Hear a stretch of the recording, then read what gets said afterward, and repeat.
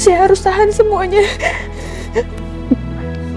Saya nggak boleh hancur, tapi saya nggak tahu. Saya nggak tahu saya harus gimana. Naza, kamu capek ya?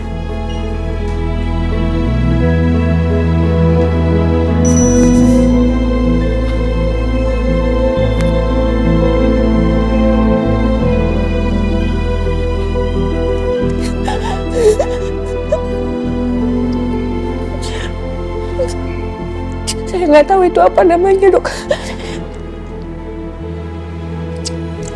Saya cuma ngerasa saya nggak boleh capek, saya nggak boleh lelah.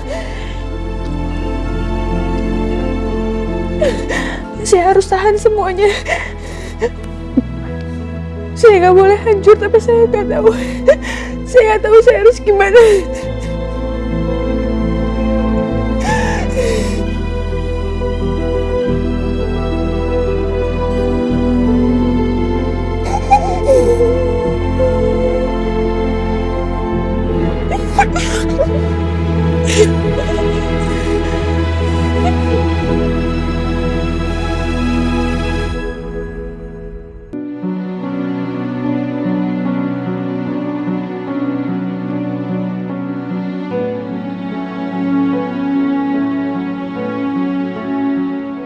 Ini hari pertama kamu di dunia, dan mama gak ada di dekat kamu.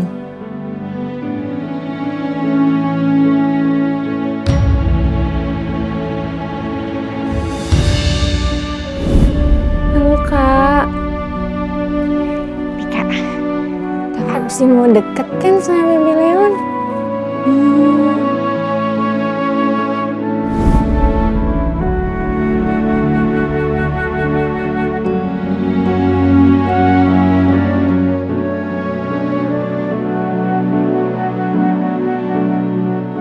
Makasih ya Naza, udah ada waktu saat Kazia gak bisa ada.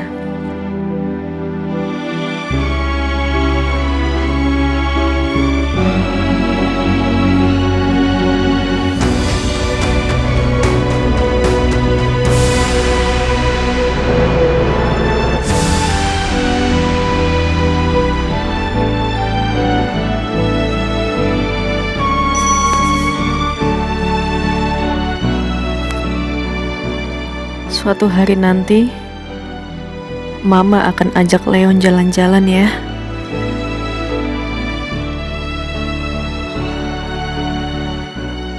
Terima kasih ya Naza. Hari ini kamu sudah cerita banyak. Kita sudah cukupkan sampai di sini dulu ya. Kita lanjut lagi minggu depan.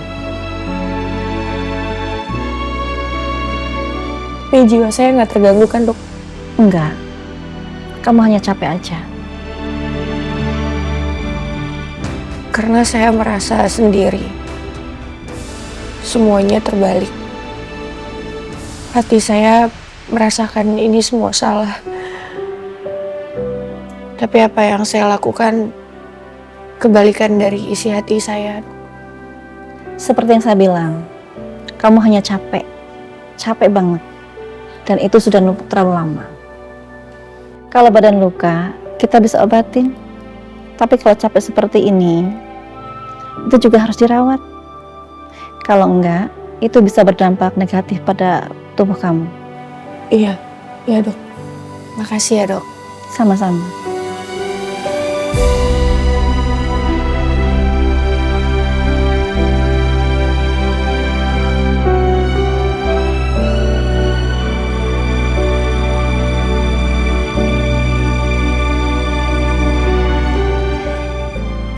Naza, boleh bicara sebentar sama yang nemenin kamu? Iya. Mari silakan masuk. Ya. Kamu tunggu sini sebentar ya.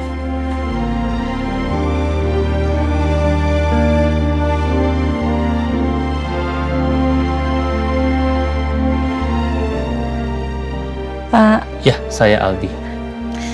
kondisi Naza serius.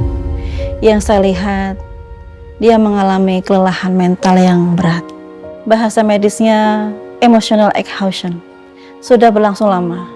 Dan sekarang sudah mulai kena ke arah cara dia melihat sendiri. Ada tanda rasa bersalah berlebihan. Dan yang perlu kita jaga, dia sudah masuk ke fase depresi dengan gejala fungsional. Artinya, dari luar dia masih terlihat baik-baik saja, tapi di dalamnya sudah mulai goyah. Depresi.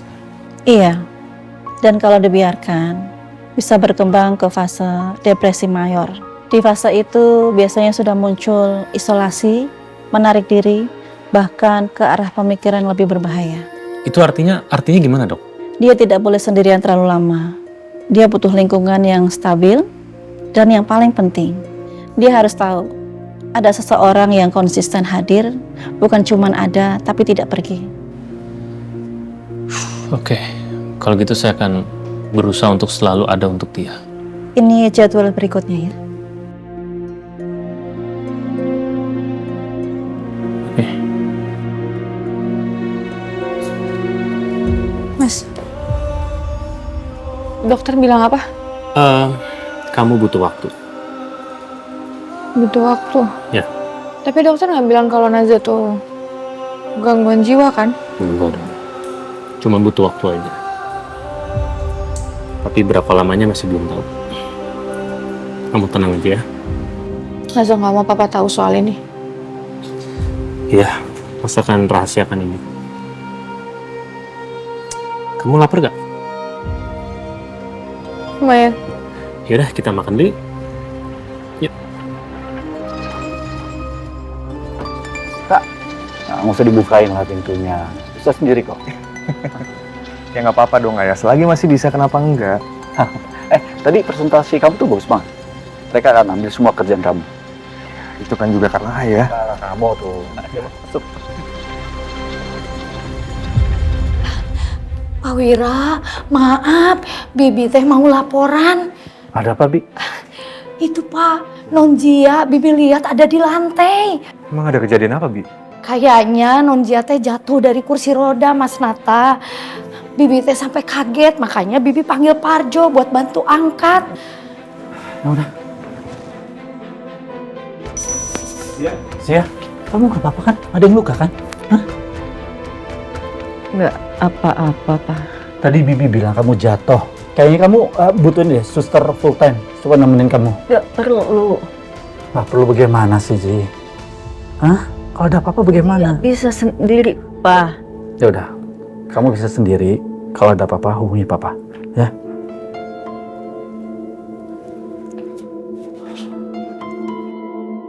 Zia, kamu yakin kamu bisa sendiri sih?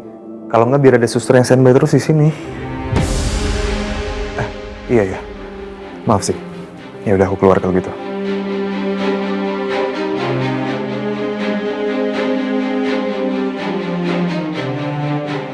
Kamu yakin bisa sendiri? Aku nggak punya jawabannya, Nata. Karena jawaban yang jujur bukan yang aku mau dengar. Sakit. Kayak lumpuh.